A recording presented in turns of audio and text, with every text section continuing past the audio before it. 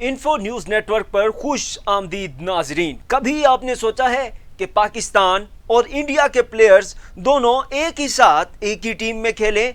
अगर नहीं तो फिर ऐसा होने जा रहा है। इससे पहले कि मैं आपको मुकम्मल खबर बताऊं, आप हमारे YouTube चैनल को सब्सक्राइब और हमारे फेसबुक पेज को लाइक कर लीजिए। नाजरीन, ये तो आप जानते ही होंगे कि दुनिया भर के प्लेयर्स चाहते हैं कि वो इंग्लिश काउंटी क्रिकेट खेलें, क्योंकि इंग्लिश काउंटी खेलकर तमाम प्लेयर्स को बहुत एक्सपीरियंस और तजर्बा मिलने के साथ साथ अच्छा पैसा कमाने का मौका भी मिल जाता है। पाकिस्तानी और इंडियन प्लेयर्स की भी हमेशा से ख्वाहिश रही है वो इंग्लिश काउंटी क्लब के लिए खेलें ताकि वो तजर्बा भी हासिल कर सकें और पैसा भी कमा सकें, क्योंकि जो भी बैट्समैन इंग्लिश काउंटीज में कामयाब हो जाता है और अच्छे रन स्कोर करता है तो उसे दुनिया भर में बड़ा बैट्समैन माना जाता है, क्योंकि वहां पर बैट्समैनों के लिए कंडीशंस कोई खास अच्छी नहीं है। इस बार सीजन 2022-23 के लिए इंग्लिश काउंटी क्लब ससेक्स ने एक पाकिस्तानी और एक इंडियन प्लेयर्स को एक साथ साइन कर लिया है,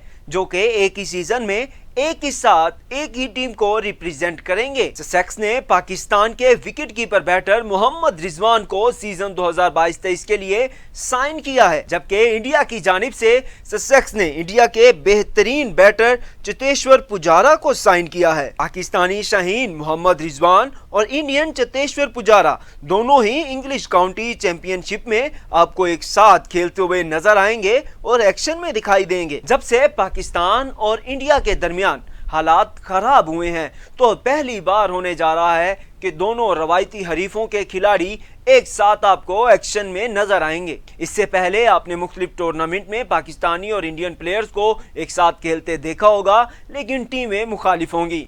लेकिन इस बार पाकिस्तानी और इंडियन आपको एक साथ खेलते हुए नजर आएंगे। तो नाजरीन, क्या आप इंडिया और पाकिस्तान दोनों ममालिक के प्लेयर्स को एक साथ खेलने के लिए पुरजोश हैं? और इन दोनों प्लेयर्स में से यानी कि मोहम्मद रिजवान और चेतेश्वर पुजारा में से आपका फेवरेट कौन सा है? हमारा कमेंट सेक्शन हाजिर है, हमें आगाह कीजिए। और अगर आपको हमारी ये वीडियो पसंद आ गई है तो फिर चैनल सब्सक्राइब करते जाइएगा, ये पहले भी मैं आपको कह चुका हूँ।